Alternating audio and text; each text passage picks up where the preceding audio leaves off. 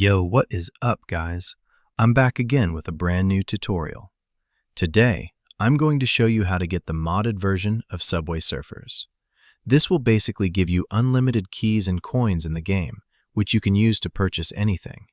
And don't worry, it's completely safe. I've been using it for a while now.